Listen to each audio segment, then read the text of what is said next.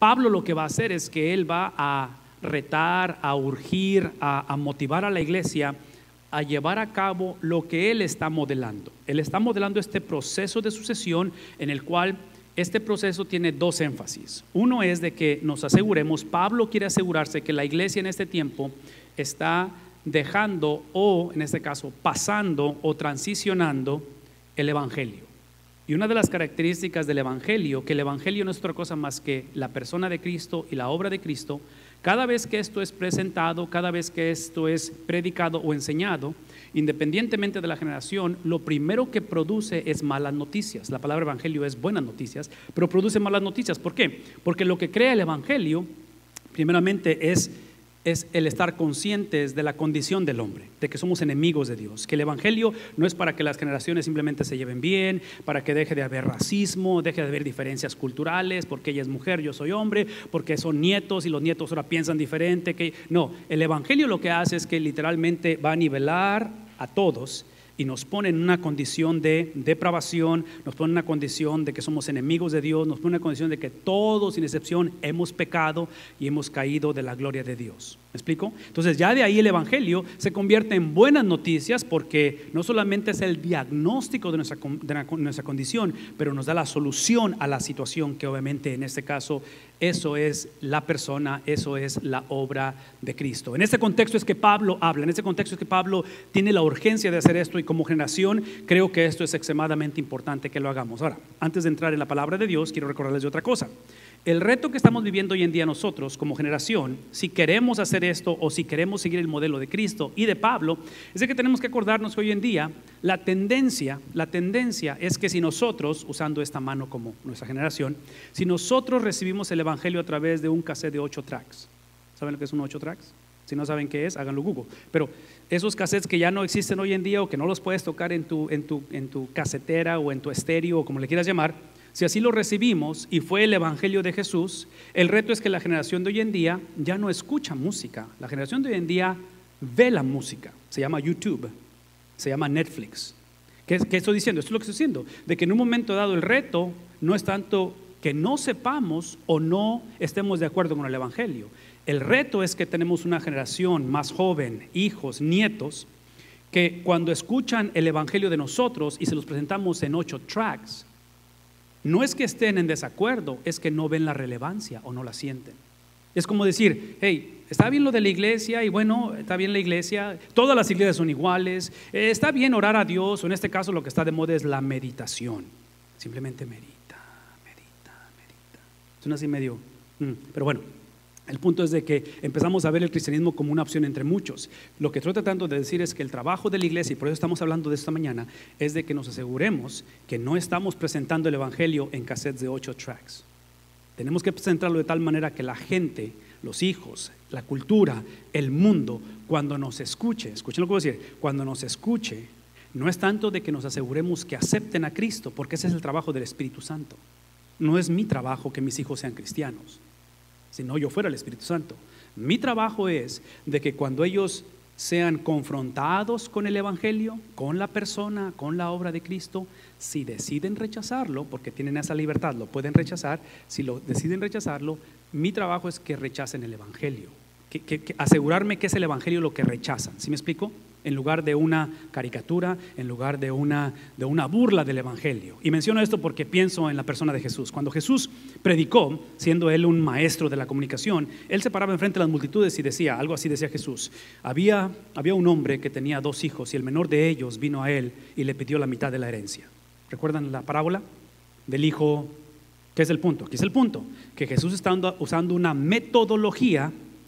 Es el proceso, es como empaquetamos el evangelio, donde nadie en la audiencia dijo, no estoy seguro de quién está hablando. Era claro lo que estaba hablando. ¿Cómo lo sé? Porque la crucifixión de Jesús, el que haberlo crucificado, es la evidencia más palpable que todos entendían lo que estaba diciendo, que nadie estaba confundido. Y hoy en día, una vez más, hoy en día, si no tenemos cuidado, no es tanto que no estemos comunicando el evangelio, es que lo comunicamos en maneras que potencialmente nuestra generación, a la cual es la que nos va a traer ese proceso de sucesión, literalmente está confundida o no nos hemos llevado el tiempo para explicar esto. Bueno, la semana pasada Si tienen sus hojitas ahí, simplemente dijimos que son 3 los valores de la iglesia: lo que es la cristología, todo lo que Cristo dijo acerca de su persona. Hablamos acerca de la misiología, o la introdujimos, que es literalmente lo que Cristo hizo con todo lo que Él dijo de su persona. Esto es lo que Él dijo, esto es lo que Él hizo. Entonces, esto es la salvación del hombre, ¿sí? Abrazar lo que Cristo dijo de Él mismo es ser salvo. La misiología es simplemente vivir como salvo, ¿sí? Tomar decisiones que reflejen lo que Cristo dijo. En otras palabras, véame tantito. Aquí el punto de ser salvo no es simplemente para no cometer los errores previos. La salvación es simplemente para ser un poquito más sabios, tener un poquito más de cordura, y ahora con el 2019 encontrarnos una situación mejor y que la cosa mejore. Esa no es el propósito de la salvación. El propósito de la salvación es que literalmente mi persona sea sustituida por Cristo. Entonces, mi pensar, mi sentir tiene que ser el de Cristo. Y si yo no sé lo que Cristo pensó, si yo no sé lo que Cristo sintió, es obvio que no voy a saber cómo yo adoptar su pensamiento o su sentir. Eventualmente, y ustedes lo saben esto, cada acción que tomamos, cada cosa que hacemos es el producto de lo que eventualmente pensamos. Todo inició como un pensamiento y todo inició como un sentimiento. Lo que sentimos y lo que pensamos eventualmente dio a luz una acción. Entonces, la misiología es simplemente las acciones, no de la iglesia. La misiología no son las acciones o la conducta de la generación, ni aún de Pablo. La misiología es el estudio de las acciones ¿de quién? De Cristo. Entonces, la semana pasada estudiamos la persona de Cristo, lo que Él dijo de su persona. Esta mañana vamos a hablar acerca de lo que Cristo hizo. Esto es lo que dijimos la semana pasada. Colosenses 1, capítulo 1, versículo 18. Cristo es ¿qué cosa? Cristo es la cabeza. Eso implica que si Él es la cabeza, nosotros como iglesia somos ¿qué cosa? Aparentemente las iglesias en Colosa, los colosenses, este grupo de personas cristianos, trágicamente estaban viéndose ellos como la cabeza, en lugar del cuerpo. Entonces Pablo está diciendo, no se me confundan. Ustedes son el cuerpo, Cristo es el punto. Si ustedes recuerdan la semana pasada, y si no lo recuerdan, acuérdense que aquí hay una página de internet al final de la página donde pueden ver el resto la semana pasada, pero el punto de la conversación es de que, o lo que hablamos la semana pasada, es que en esta transición de cabeza y de cuerpo, la iglesia se está viendo como la cabeza, y hay una confusión tremenda porque en inglés tenemos una frase que decimos too many chiefs and no Indians. Todos son jefes y nadie es seguidor. Todos son el tipo de familias, de gobierno, de personas, de cultura que primero sacan su charola, sacan sus credenciales y sacan el por qué ellos tienen que ser escuchados, en lugar de literalmente considerar la cabeza que es Cristo. Dijo Pablo la semana pasada, eso implica, si Él es la cabeza, eso implica que Él, Cristo, ¿es qué cosa?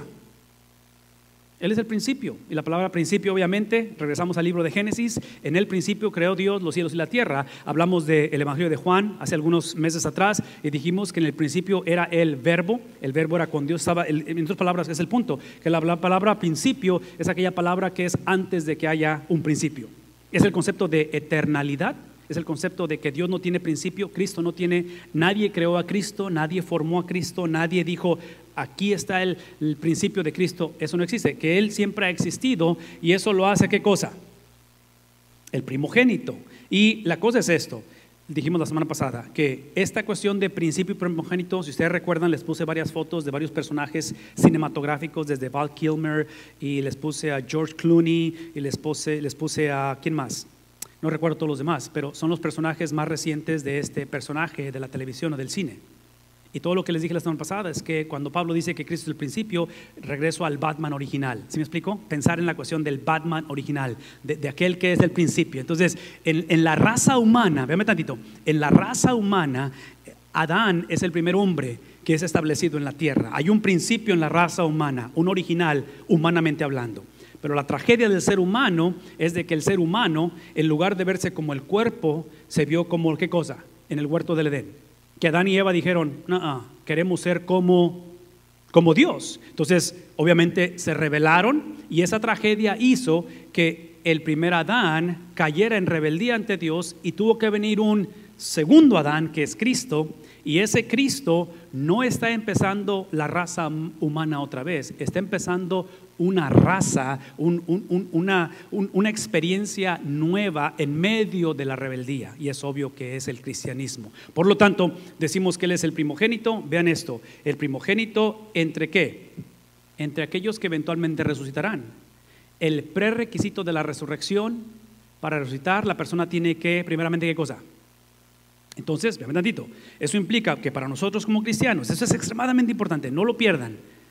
El cristiano nunca muere, porque la muerte física es simplemente, la palabra en inglés es cessation, de que cesa de existir. El cristiano nunca experimenta eso, nunca cesamos de existir, es simplemente un recession, es simplemente un proceso en el cual literalmente pasamos del mundo de los vivientes, ¿sí? El mundo de los murientes al mundo de los vivientes. En otras palabras, pasamos en el cual es una etapa en la cual hay una pérdida física, porque obviamente cuando la persona muere y la ponemos en un sepulcro hay una pérdida física, pero la persona no ha muerto, la persona está literalmente viva, porque este proceso de que Él sea el principio, el primogénito de la resurrección, que es un proceso futuro, y es un proceso en el cual solamente aquellos que son parte del cuerpo, que Él sea la cabeza y tú eres parte del cuerpo, la van a experimentar. En otras palabras, aquellos que experimentan o abrazan la cristología, lo que Cristo dijo de su persona, son aquellos que se unirán a Cristo en su resurrección, que es el punto. Véanme tantito, esta es la semana pasada. El punto es que no hay unión con la resurrección en el futuro si no hay unión en el presente con su padecimiento o su muerte. ¿Qué implica ello? Véanme tantito. Lo que implica es que en este momento, por todo lo que acabo de explicar y sobre todo por esto que eventualmente experimentaremos, esto es lo que le da propósito y sentido al por qué sufrimos. Entonces, lo que el cristiano pierde cuando él se entrega a Cristo y se une al cuerpo de Cristo, que es la iglesia, y es salvo y reconoce que Cristo es el principio, el primogénito, el cristiano pierde el derecho de preguntarse ¿por qué me pasan estas cosas a mí? El cristiano obtiene el derecho y la habilidad de simplemente decir, si Cristo sufrió y es la antesala de la resurrección, es obvio que si yo he sido salvo y me he unido al cuerpo, Él es el principio, el primogénito, es obvio que para yo crecer en similitud a Cristo tengo que sufrir. Es parte de ello. Ese sufrimiento, obviamente, el propósito de ese sufrimiento, y aquí es donde quiero que pongamos mucha atención, es para que literalmente Cristo, la cabeza, Cristo el principio, Cristo el primogénito, Cristo el resucitado, literalmente sea supremo. Mi oración esta mañana, porque no puedo esterilizar a mis hijos del sufrimiento. ¿Me explico? No los puedo poner en una burbuja donde nada les pase. No puedo hacer eso.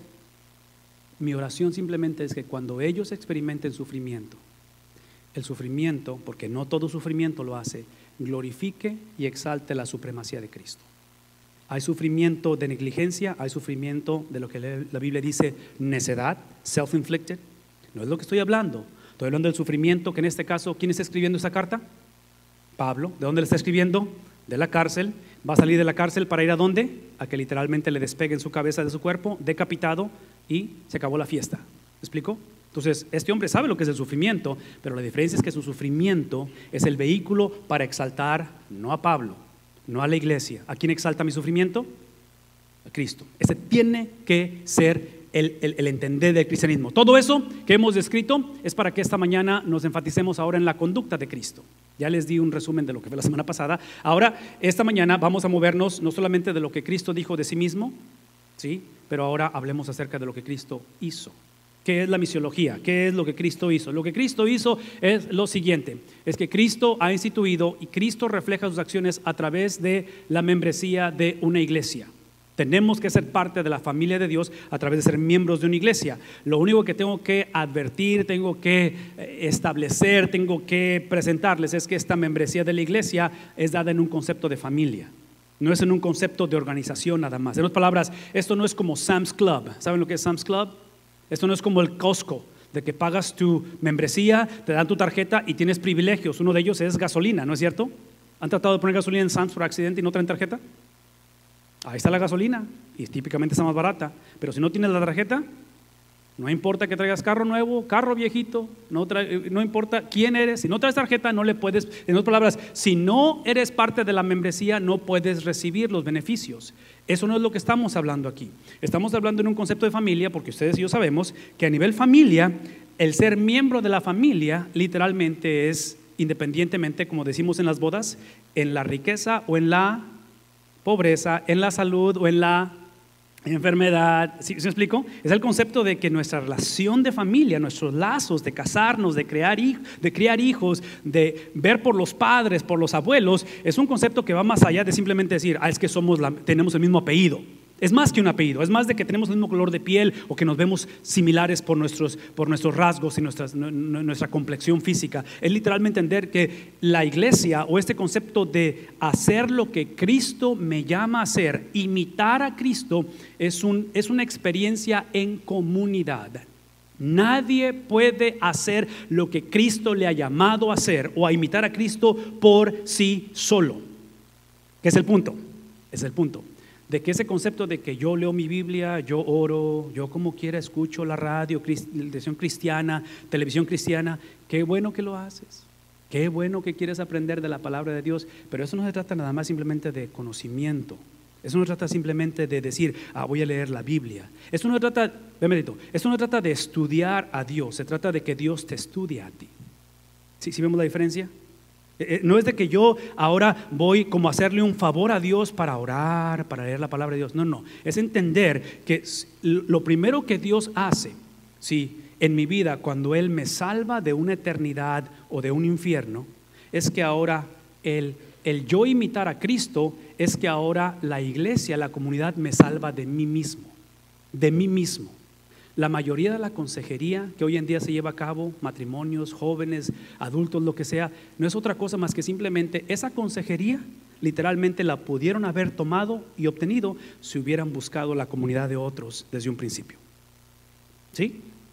No tiene ciencia esto, así se los digo honestamente. Entonces imagínense una generación de jóvenes, de niños, una generación de sucesión donde formamos una generación que los conectamos a un contexto, a un ambiente, a un ADN, donde hay una experiencia constante, donde las preferencias personales, usando las matemáticas, es menor que la similitud a Cristo.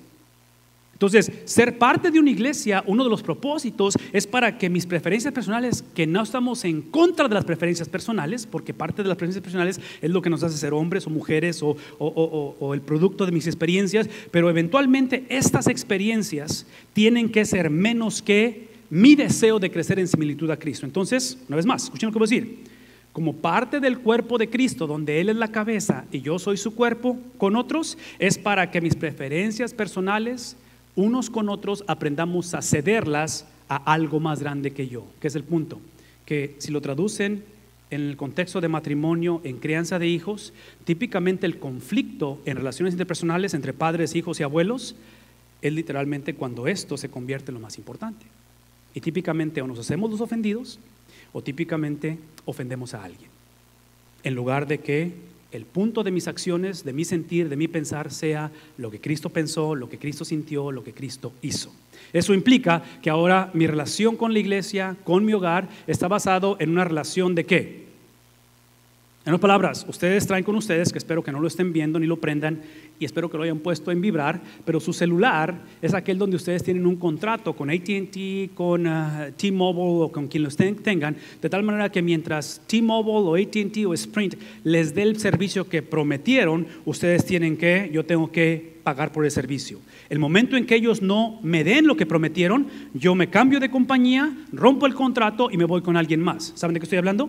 Esto es lo opuesto a lo que estoy diciendo aquí. Aquí estamos hablando de una relación que es no rompible, irrompible, que no puede ser transferida. Es una relación que fue sellada con sangre. ¿La sangre de quién? La sangre de Cristo, ¿sí? En otras palabras, es el concepto donde la salvación literalmente es irrevocable, donde la pregunta no es si la persona puede perder la salvación, la pregunta es si Cristo puede perder uno de los suyos. Y la respuesta es no. Cristo nunca puede perder uno de los suyos. Eso implica que las relaciones de pacto son ¿con quién?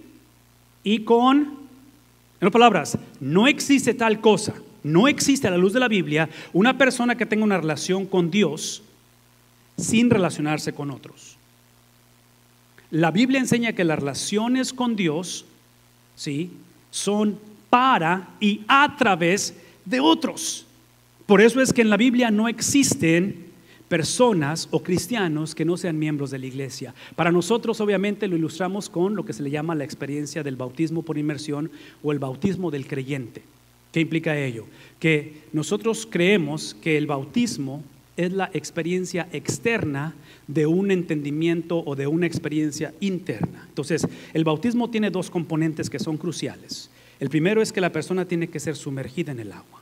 Y la razón que practicamos el bautismo del creyente o el bautismo por inmersión es porque esa inmersión simboliza lo que le llamamos la tumba de agua. Esa pila, ese lugar que no hay nada ahí especial, puede ser en cualquier otro lugar. Cuando la persona es sumergida, es simbólicamente puesta en un sepulcro. Ese sepulcro que simboliza es el pacto que hacemos con Dios. A través de Cristo Jesús nos unimos en su sufrimiento. Reconocemos que yo tengo que morir para que Cristo viva en mí. Entonces, cuando la persona es puesta bajo la pila bautismal, hace un pacto con Dios. Ahora he sido perdonado, ahora Cristo me toma, Dios me toma y soy sumergido. Pero cuando la persona sale, y en esta foto, ¿la persona va para abajo o para arriba? ¿Para dónde va? ¿Sí? ¿Sí captamos eso? Va para arriba, ¿verdad? Ya está saliendo del agua, que es el punto, que la salida del agua es de igual importancia que la metida al agua. ¿Por qué? Porque cuando la persona sale del agua, sale no solamente a una nueva vida en Cristo, pero sale literalmente a un pacto con la iglesia, con otros. Eso es lo que significa bautizarse. Entonces, cuando yo escucho gente de que dice, no, esa iglesia son hipócritas, esa iglesia no sé qué, bla, bla, bla, bla, y los argumentos que tenemos de unirnos en membresía o unirnos a la relación de pacto, yo lo entiendo. Yo entiendo que la gente tenga suficientes razones para no unirse a la iglesia, pero esto es lo que trato de decirles, de que dividir la relación con Dios y con otros es literalmente como si alguien quisiera ser sumergido en el agua y nunca salir. ¿Me explico? Si no sales del agua va a haber un problema. En lugar de unirte con Cristo simbólicamente, te vas a unir con Cristo en realidad, porque no fuimos diseñados con las, ¿cómo se llaman las cositas que tienen los pescados para respirar atrás de las orejas? No puedes respirar, tienes que salir y sales a un pacto con otros. Es lo que estamos describiendo aquí. La misiología, la actitud de Cristo se vive en la combinación de ambas experiencias. Unirme con Cristo y salir para unirme con otros. Por lo tanto, este próximo domingo, que es el 20, aquí está mi comercial, es de que Dios mediante tendremos bautismos.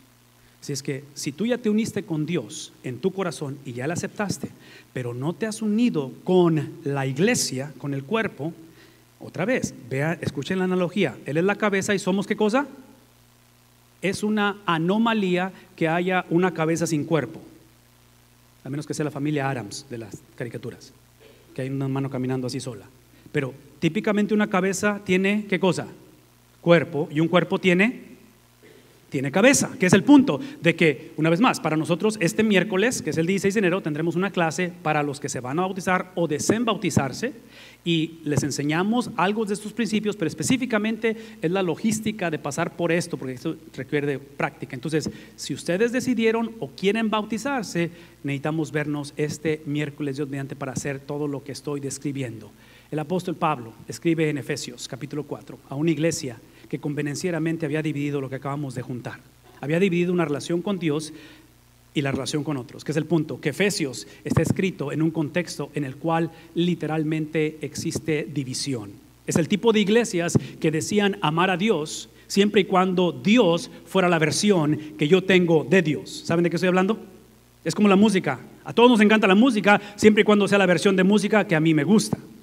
¿Me explico? Y es bueno, ¿no? Por eso hay variedad, y qué bueno que hay variedad, pero con Dios no podemos hacer eso. No podemos ni crear ni amar la versión que yo tengo de Dios. Inclusive el ateísmo es una versión de Dios. Todo lo que estamos diciendo es que Pablo habla a los efesios porque tienen un problema de división entre ellos. Y por eso es que Pablo dice en el capítulo 4, versículo 11, es que él mismo, ¿quién es él? La cabeza, ¿quién es Él? Cristo. Es aquel que literalmente habla de su persona y nos muestra cómo se comporta Él, que Él mismo, ¿qué hizo? No llevó a consejo, no preguntó, no hizo un cuestionario o hizo una encuesta para ver qué pensaba la gente. Él simplemente instituyó, porque él es la cabeza. ¿Qué instituyó? Instituyó apóstoles, instituyó profetas, instituyó evangelistas, instituyó pastores e instituyó ¿qué cosa? 5 diferentes aspectos o áreas para que la iglesia pueda experimentar literalmente esto. En otras palabras, cuando sale la persona del agua, es una persona que sale a un pacto con la iglesia. La pregunta es ¿qué tipo de iglesia? Y Pablo está diciendo la iglesia tiene que estar compuesta de estas 5, no necesariamente son posiciones de liderazgo, pero son habilidades o talentos o dones, si queremos usar esa terminología, dones que el Espíritu da. En este caso, y quiero que usemos esta analogía, quiero que vean rápidamente la cuestión de qué es cada uno de ellos, porque hoy en día algunas iglesias dicen que tienen apóstoles y que tienen profetas. Yo en lo personal no creo que existe eso. Yo creo que existe el don del apostolado, creo que existe el don de la profecía, pero no creo que hay profetas hoy en día, no creo que hay apóstoles hoy en día. Si alguien se dice creer eso, Dios le bendiga, que bueno, aquí no creemos eso, pero aquí es el punto. Aquel que tiene el don del apostolado es aquel que es, ¿qué cosa? En otras palabras, a las 5:45 de la mañana me llegó un texto de Angie, que la despedimos la semana pasada. ¿Recuerdan Angie? De Colombia. Regresó a Colombia. Ahorita me mandó porque ya está en Zacatecas y ya unos días ahí en México y de ahí va para Colombia. Pero el punto es que Angie es misionera. Ella va para Mozambique. Entonces Angie tiene el don de él. No es apóstol Angie, ella tiene el don del apostolado. ¿Sí captamos eso? Entonces dentro del cuerpo de Cristo hay personas que su función es extender, que es el punto de cada vez que estos jóvenes se van a misiones, son de nuestra iglesia, ellos son First Baptist Church en esos lugares. No toda la iglesia va, pero la iglesia va a través de ellos. ¿Captamos eso? Es el apostolado. En la cuestión de la profecía es aquel que sabe, y el propósito de aquel que profetiza o aquel que comparte el conocimiento de Dios es aquel para integrar a la gente al cuerpo de Cristo. Es el concepto de integración. El evangelista es aquel que recluta. Obviamente hay que reclutar personas que no han sido reclutadas para que la iglesia se expanda. El pastor es aquel que cuida para, ¿qué cosa? Para que la iglesia no esté débil y tenga las defensas necesarias como el cuerpo lo necesita en contra de la enfermedad o los ataques. Y el último es el maestro, que es aquel que es donde entra la consejería, donde la gente empieza a navegar cómo vivir como cristiano en un mundo que no es amigable al cristianismo, y es para que la gente o la iglesia tenga ¿qué cosa? Entonces, lo que Pablo está diciendo es que esto es necesario para que la iglesia pueda abrazar la conducta de Cristo. Esa conducta de Cristo eventualmente es transferida de esta manera. Y menciono esto porque ahorita lo voy a explicar en detalle, pero observen los círculos concéntricos. Esto que está aquí de rojo es la abreviación de lo que está afuera, que son los 5 cosas que acabo de mencionar. Pero lo rojo simboliza liderazgo, lo de afuera simboliza a la iglesia. ¿Qué es el punto? Que a nivel de liderazgo hay apóstoles, hay profetas, hay evangelistas, hay pastores, hay maestros, y en la iglesia de la misma manera hay lo mismo. Entonces, todos sin excepción, todo hijo de Dios está en uno de esos colores, todos. Es la inclinación que la persona tiene de enseñar, de cuidar, de visitar, de ir, en fin, es ahí donde empieza la diversidad de la iglesia. Pablo simplemente está diciendo, esta es la razón de esto. La razón es que, ¿a fin de qué cosa? A fin de crear una generación de hombres y mujeres que quieren hacer el proceso de sucesión, una vez más, la imagen de las manos pasando algo a la generación, y lo que necesitamos hacer como iglesia, como cristianos, es crear una generación que deseen ser capacitados. ¿Qué es el punto? De que toda persona que se une a la iglesia es para vivir, escuchen esto, es para vivir el resto de su vida con un espíritu enseñable. ¿Qué es lo opuesto de ser enseñable? ¿Sábelo todo? ¿Soberbio? ¿Todo lo sé? ¿A mí nadie me enseña nada? ¿Sí? Para eso es la iglesia. No, por favor, escúchenme. La carta es escrita a cristianos y aparentemente en la iglesia hay personas que no son enseñables. Aparentemente en matrimonios cristianos hay esposos y esposas que entre ellos no son enseñables. Aparentemente en los hogares cristianos hay jóvenes y niños que literalmente retan a los padres en esta generación a que nadie les va a decir a ellos cómo vivir y cómo actuar. ¿Saben de qué estoy hablando? Entonces, ¿qué es la solución? ¿Qué es lo que está presentando Pablo como parte de eso, de imitar la conducta de Cristo? Es cultivar, crear, formar bajo la estructura de que está enseñando Pablo, una generación que tenga el deseo de ser capacitado, de ser enseñable. ¿Y enseñable quién? Otra vez, de cristianos, porque aparentemente no estaban siendo enseñables. ¿Para la obra de qué? En otras palabras, esta capacitación tiene que ser más allá de simplemente conocimiento, simplemente para evitar los errores del pasado, simplemente para que a lo mejor nos vaya mejor. Es para que seamos una generación que nuestro motor de arranque, en inglés es la palabra driving force, sea una vida de qué. ¿Se imaginan un matrimonio en el cual lo que nos une es que nuestra pasión es servirnos unos a otros? ¿Qué es lo opuesto de eso? De servir. Es que me caso contigo para que tú y si no me sirves, me busco a alguien que me sirva. Hoy en día el suicidio asistido, ¿saben de qué estoy hablando? Assisted suicide, es el producto de una generación que literalmente ve a los ancianos y dicen, ya no sirven, ¿ya de qué sirve un anciano? ¿Sí me explico? ¿Ven la manera y la actitud de que estamos hablando aquí? Es una vida de servicio.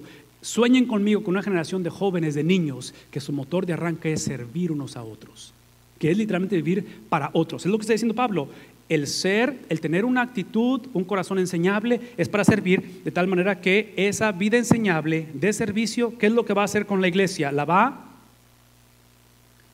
No va a hacer a la iglesia inmune de conflicto, de problema, de tragedia. Simplemente le va a dar la habilidad que en medio de la tragedia, de la persecución, de lo nunca antes pensado, la iglesia va a usar las tragedias, va a usar las circunstancias por el poder de Dios a través de hombres y mujeres enseñables, a través de hombres y mujeres que sirven independientemente quién se quede, quién se vaya. Una iglesia que siempre está, ¿qué cosa? Es el matrimonio que no importa quién venga, qué suceda, no importa quién se quede, no importa quién traicione, como matrimonio somos ¿qué cosa? Firmes, estamos constantemente hablando, estamos sintiendo, estamos pensando edificarnos. ¿Por qué? Véanme tantito. Porque trágicamente la iglesia hoy en día, conforme hablo, cristianos y no cristianos, estamos usando nuestras verdades para literalmente, ¿qué es lo opuesto a edificar? Para destruir al hermano. Es el tipo de persona que literalmente usa los medios sociales porque tiene la razón para crucificar a los demás. Véame tantito. El hecho de que tengas la verdad no te da el derecho de destruir al cuerpo de Cristo. ¿Sí me explico? El tener la verdad no es el derecho de simplemente abrir nuestra boca, expresar lo que sentimos o poner en medios sociales un montón de cosas que son o van en contra del cuerpo de Cristo. Pablo termina diciendo esto y aquí vamos a concluir. Simplemente de este modo, si podemos hacer eso, si nos mantenemos enseñables y nuestro motor de arranque es una vida de servicio y edificamos una generación en la cual la presencia de Dios está fluyendo, es entonces que ahí no solamente los adultos, no solamente los que son realmente cristianos, no solamente, sino que todos lleguemos a ¿qué cosa? En otras palabras, esta palabra a mí me preocupa mucho porque el ser cristiano, solteros, el casarse con un cristiano no implica automáticamente que vivo en unidad. ¿Sí ven lo que está sucediendo aquí? En otras palabras, me está dando la impresión Pablo de que la unidad es un proceso, de que la unidad es el producto del versículo 12, de que en un momento dado la división, las diferencias, el prejuicio, el racismo, la cuestión de simplemente hacerme el ofendido, también es un proceso. Que si no tenemos un plan para la unidad, déjame tantito, si no hay un plan para la unidad, hay un plan para la división. ¿Sí captamos eso? Si no hay un plan para la unidad, si no abrazamos esto, es obvio que esta unidad aquella que nos lleve a ¿qué cosa? La unidad refleja la fe y el conocimiento, no de la iglesia. La fe y el conocimiento de quién. Entonces, una vez más, sueñen conmigo con un matrimonio. Sueñen conmigo con un hogar, sueñen conmigo con hombres y mujeres, que lo que los une a ellos no es tanto el color de piel, las idiosincrasias, la edad que viven, no, las experiencias. Imagínense con una generación que lo que los une es el conocimiento de Cristo y es la fe de Cristo. Que en un momento dado, yo que vengo de aquí, tú eres de allá, yo que crecí de esta manera, tú creciste de esta manera, tú que tuviste papás, yo no tuve papás, X. Sí, lo que nos une no es lo que tú eres ni lo que fuiste, no son tus anhelos y deseos que son importantes. Lo que nos une es la persona de Cristo, el cual este conocimiento, esta fe es aquella que nos lleva a una humanidad en la cual la palabra perfecta es la palabra madura, en lugar de ser inmaduro. En lugar de ser una persona en la cual promovemos la división, en la cual exalto mi fe y en la cual todo se rige bajo lo que yo sé y lo que yo siento. Hay una perfección, hay una maduración en la cual esta madurez es la que literalmente dice Pablo, que se conforme a que esa madurez nos lleve a ser una generación que conozca la plenitud de Cristo en nosotros. Que cuando la gente nos vea, que cuando la gente vea nuestras relaciones interpersonales, cuando la gente vea nuestra chequera, cuando la gente vea nuestros sueños, nuestro retiro, vean nuestros estudios, vean nuestro matrimonio, vean la plena estatura de Cristo. Mi oración esta mañana es de que conforme abrazamos la actitud de Cristo, la persona de Cristo, el sentir de Cristo, estemos dispuestos a afirmar que la razón que hacemos esto es porque lo que oramos y soñamos es que nuestra generación que viene detrás de nosotros conozca la plena estatura de Cristo. El Evangelio llegó a nosotros porque hombres y mujeres hace 2000 años en esas iglesias eventualmente dejaron de crear su propia versión de Cristo, dejaron de abrazar, si no es plena, ¿qué sería? ¿A medias?